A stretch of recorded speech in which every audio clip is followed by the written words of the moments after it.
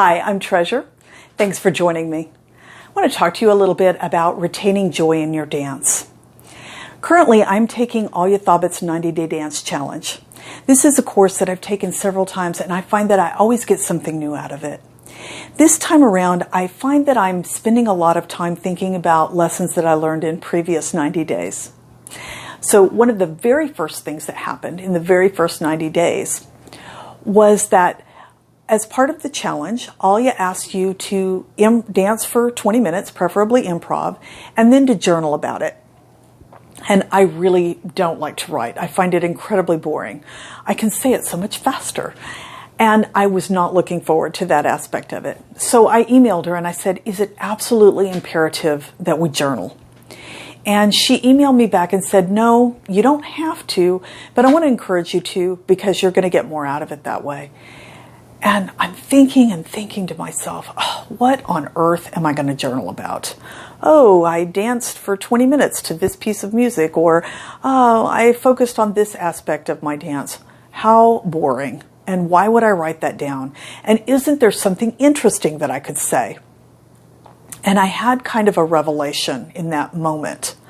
I suddenly realized that it had been years. I couldn't even remember the last time since I had just danced for fun.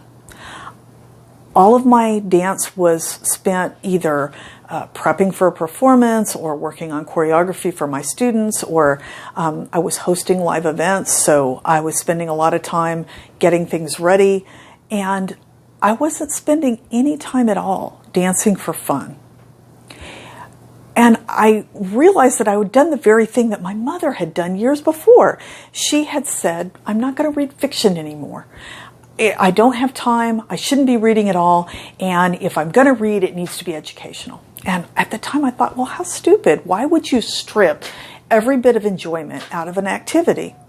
Well, that's exactly what I'd done with my dance. And it was affecting other parts of my life as well. I only read about marketing, and I only sewed when I was making a costume. I never just sewed for fun.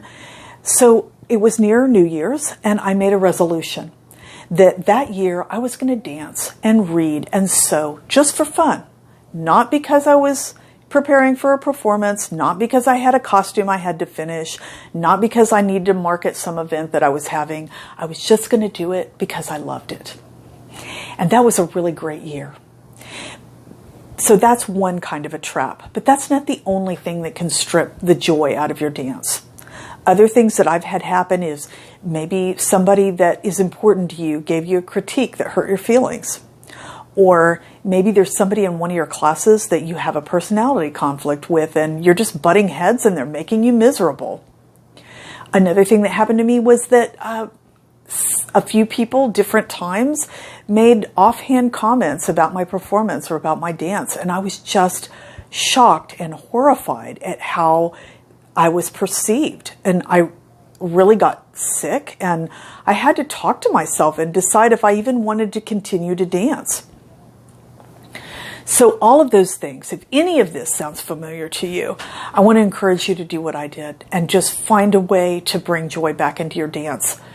That might mean making some hard choices. That might mean finding another teacher or taking online classes.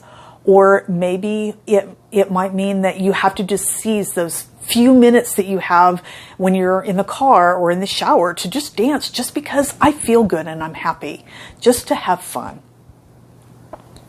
So I want to thank you for joining me again, and I hope to see you in the next video.